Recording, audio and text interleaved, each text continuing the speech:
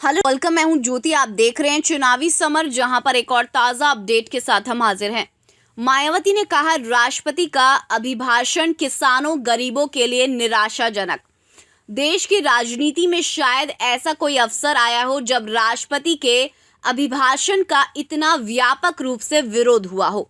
वहीं संविधान को पूजने वाली और कई मोर्चों पर सरकार का साथ देने वाली मायावती ने भी अगर राष्ट्रपति के अभिभाषण का विरोध कर दिया हो तो ये सवाल निश्चित रूप से मायने रखता है कि आखिर भारत में ऐसी स्थिति क्यों उत्पन्न हुई और इसके लिए कौन जिम्मेदार है। हालांकि ये दुनिया भी जानती है कि इस वक्त भारत में किसान आंदोलन के जिद का शिकार हो रहे हैं। ऐसे में मायावती ने इस बार सरकार का नहीं बल्कि किसानों का साथ देना उचित समझा। इसी कड़ी में बसपा सुप्रीमो मायावती ने राष्ट्रपति के अभिभाषण का विरोध करते हुए ये कहा कि संसद के संयुक्त अधिवेशन में राष्ट्रपति का अभिभाषण खासकर किसानों व गरीबों आदि के लिए घोर निराशाजनक है।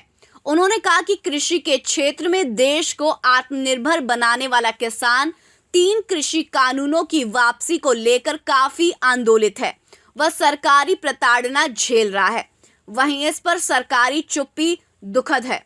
उन्होंने ये भी कहा कि बीएसपी ने केंद्र सरकार द्वारा काफी परिपक्व तरीके से लाए गए नए कृषि कानूनों का संसद में व संसद के बाहर हमेशा विरोध किया।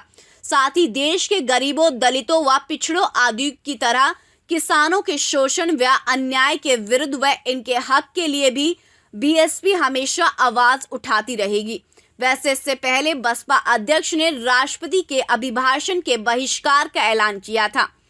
उन्होंने ये कहा था कि बीएसपी ने देश के आंदोलित किसानों के 3 विवादित कृषि कानूनों को वापस लेने की मांग नहीं मानने व जनहित आदि के मामलों में भी लगातार काफी ढुलमुल रवैया अपनाने में विरोध में बसपा ने संसद में होने वाले राष्ट्रपति के अभिभाषण का बहिष्कार करने का फैसला लिया है।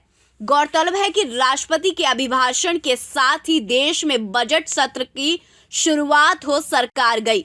वहीं दूसरी ओर सरकार के सह पर किसानों के खिलाफ यूएपीए लगाया गया है। बता दें कि यूएपीए मुख्य तौर पर आतंकवाद से जुड़ी गतिविधियों के लिए लगाया जाता है। ये कानून भारत में गैर कानूनी गतिविधियों पर नकेल कसने के लिए 1967 में लाया गया था।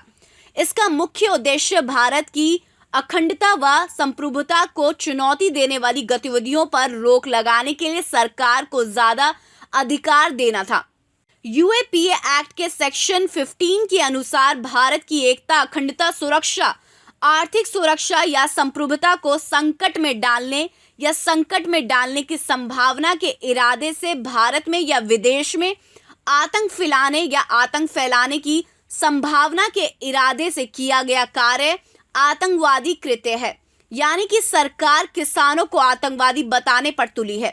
वैसे मायावती ने राष्ट्रपति के अभिभाषण का विरोध करते हुए यह साफ कर दिया कि वह किसानों को न्याय दिलाने के लिए कुछ भी कर सकती हैं। ऐसे में अब मोदी सरकार को मायावती के कड़े तेवर का सामना करना पड़ सकता है। इस पर आपकी जो भी राय है आप प्लीज कमेंट सेक्शन में लिखें। Thank you so much. Keep watching today's for more news.